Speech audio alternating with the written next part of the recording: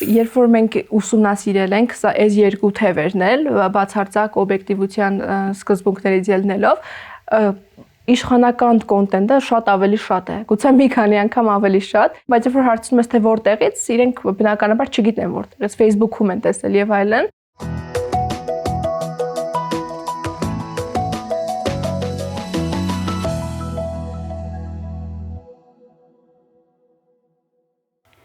Բարև ձեզ, գրադարանում այսօր զրուցում ենք Infocom-ի լրագրող Ռիմա Գրիգորյանի հետ, ողջույն Ռիմա։ Բարև ձեզ։ Դուք հրապարակեցիք հոդված այն մասին, թե ինչպես է Meta-ի հարթակներում, հատկապես Facebook-ում իրականացվում դե ֆակտո քաղաքական գովազդ առանց մատնանշումի եւ տարբեր Facebook-յան էջեր օգտագործում են հարթակը քաղաքացիական պայմանագրի կուսակցության համար բովանդակություն ստեղծելու եւ տարածելու համար։ Նախքան սկսելը թեմայի մասին գրելը, պարբերաբար եւ իմ Facebook-յան լրահոսում եւ գործընկերներից հայտնվում էին գովազդներ, որտեղ ակնհայտ էր, որ քաղաքական բովանդակություն կա, դրանք տարածում են ինչ-որ կասկածելի կայքեր,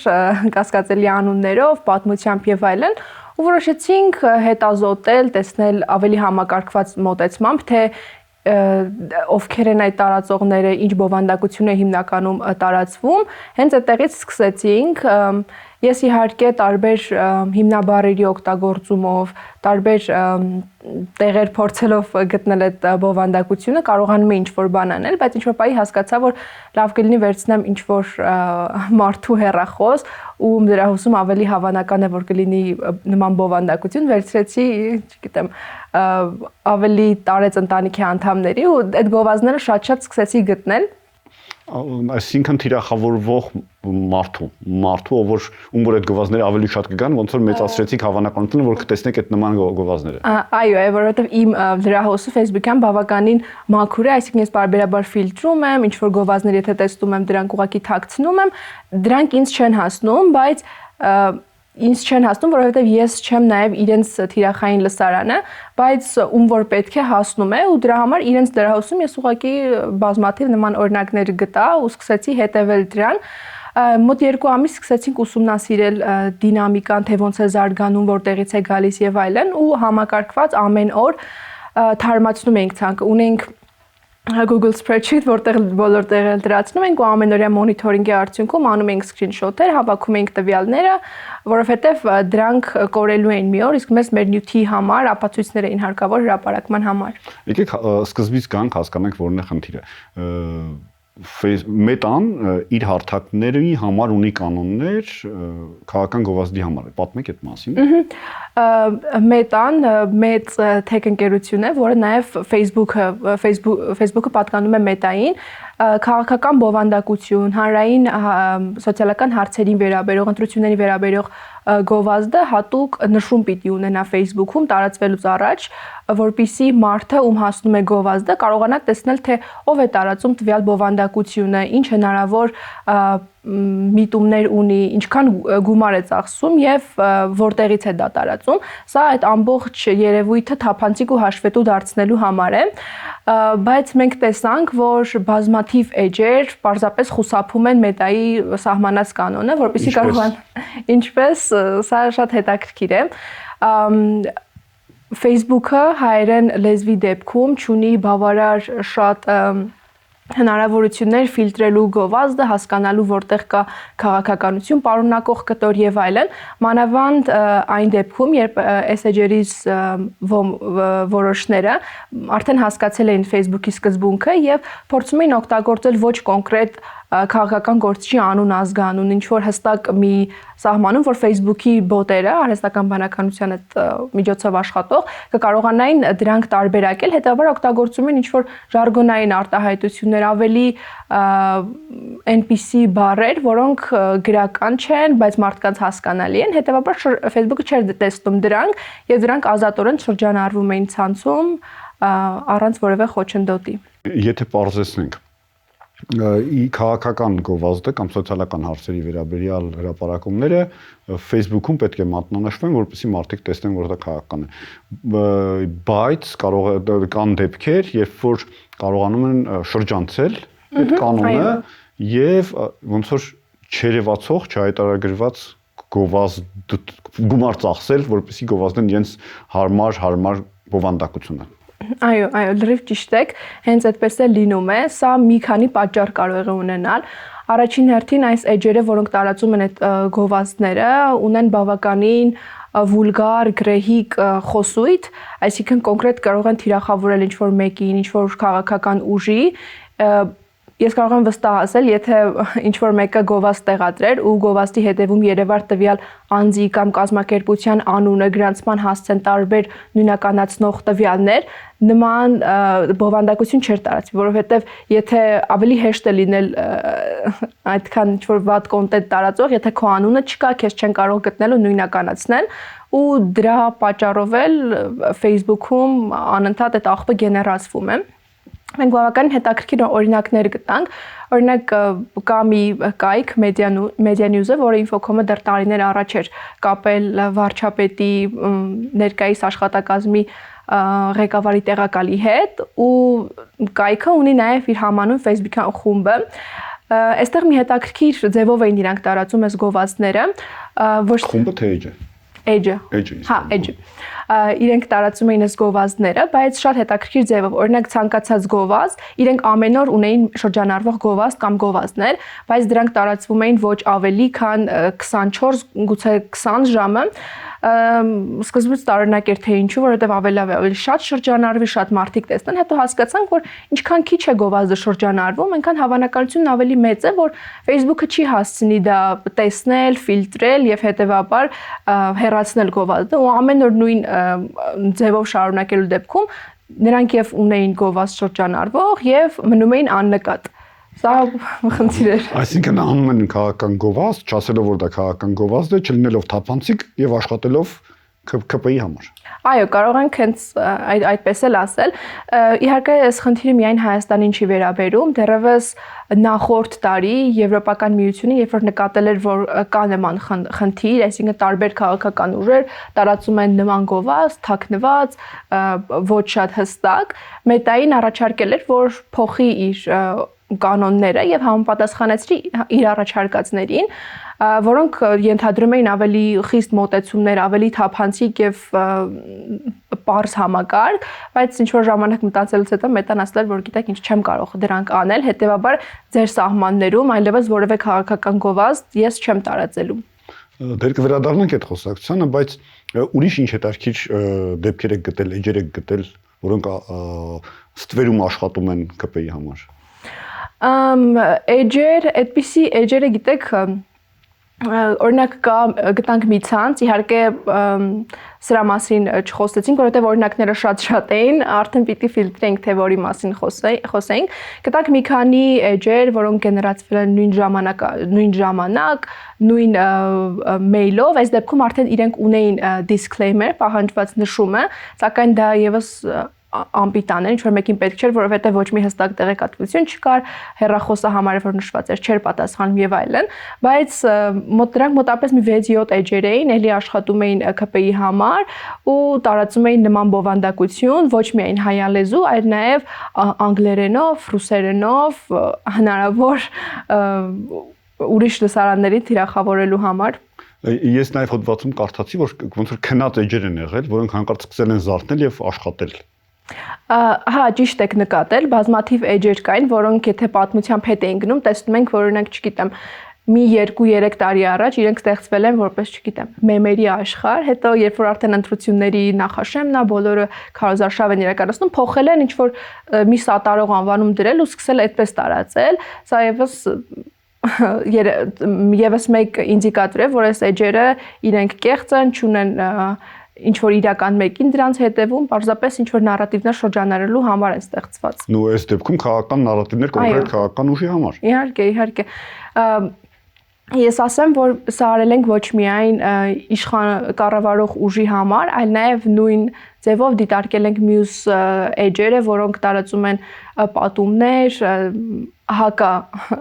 ԿՊ։ Այսինքն հիմա անոնս ենք անում հաջորդ։ Այո, շուտով նաև դա կլինի, որովհետև Infocom-ը իրեն դիրքավորում է որպես անկախ մեդիա, չունենալով որևէ քաղաքական կողմնորոշում, հետեւաբար եթե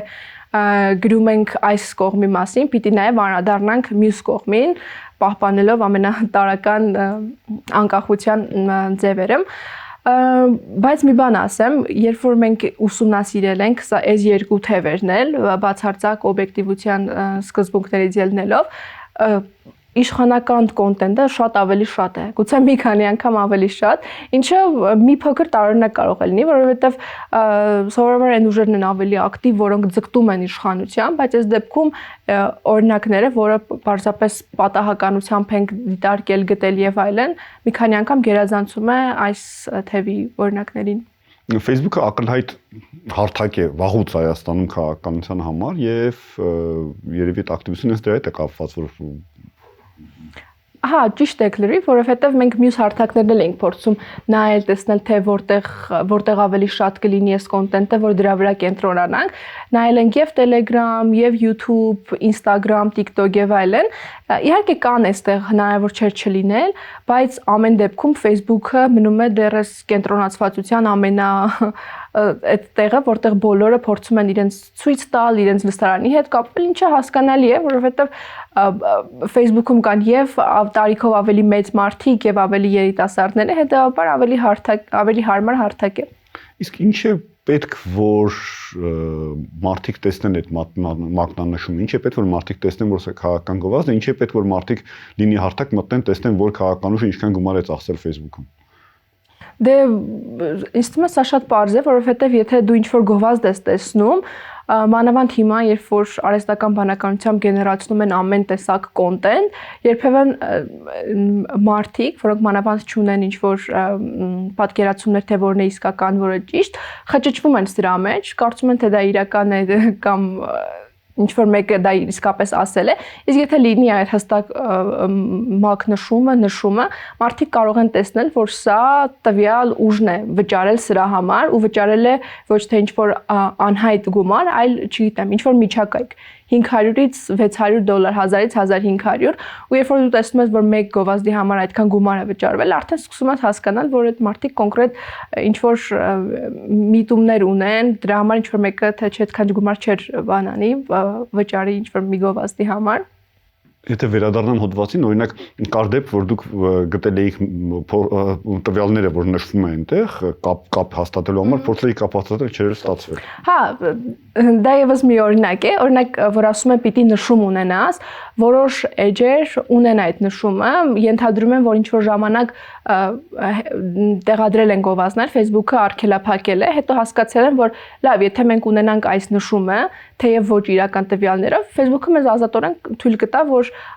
տարածենք ու այդ մարդիկ օգտագործել են ոչ իրական մեյլ, ոչ իրական հեռախոսահամար, իսկ դա շատ հեշտ է գեներացնել մի քանի րոպեի ընթացքում ու տեղադրել։ Հիմա փաստացի իրենք ունեն այս նշումները, ցույց է տալիս, որ տվյալ գովազդը վճարված է այս կայքի կամ